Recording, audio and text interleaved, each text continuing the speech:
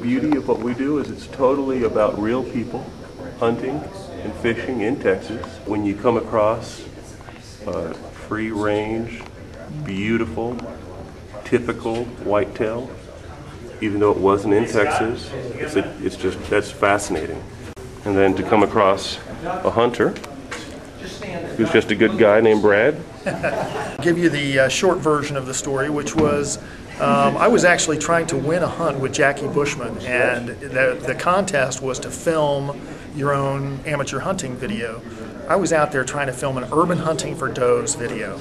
Urban hunting for does. Urban hunting for does. We like that in Texas. So I took my camera out there, some does were milling around. I hear something and I swing my camera over to the side and these antlers appear, and it was at last light the night before I actually ended up taking the deer.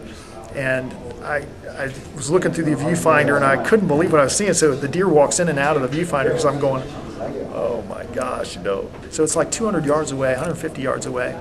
It walks across and you can see about 45 seconds of video. I'll go ahead and upload it to the site when I get home. The moment I saw it, I said, I want that deer. I actually called my wife in my cell and said, I'm going to stay here. So I couldn't sleep. Of course, who could after seeing a deer like that?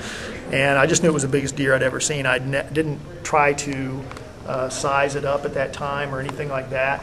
I just knew it was big. Huge. It was big. It was big. A big deer. A big deer. And so I ended up getting back out there insanely early. Ended up snort wheezing at the deer, and this was at dark, and I don't recommend anybody calling a deer before daylight because it could always respond to you. At daylight, some does were milling around, then the antlers, again, kind of glow in the dark, they show up. He's under my stand for like 15 or 20 minutes before daylight. Then he disappears into a thicket after he smelled some tinks that I had hanging up there in a stand behind me, and stopped him, and he turned back into a thicket and disappeared for another 10 minutes. And I'm waiting and waiting, and when he comes out after a doe, I let him have it. Only ran about 25 yards, and that was it. The deer was on the ground, and I let out a big hallelujah as I ran over to it, and I don't think I touched a run on the way down the ladder. Deer weighed about 265. It ends up netting 201 1/8. Makes it a world record with a crossbow. Should slide into number 10 or 11 all-time spot in the B&C records.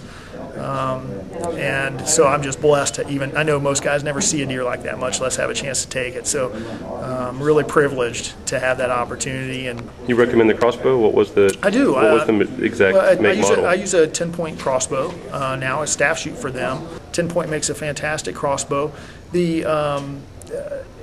The crossbow is getting a bad rap right now across the internet and every place else. Ohio's had it for over 30 years. You could really tell it's damaging our deer hunting. So stay away from Ohio. You don't want to come there. Basically, you've got the same kind of archery range as you would with a compound bow, and that's what that's about. The advantage that it does provide is not having to have that big draw in front of the deer. It is an advantage, definitely.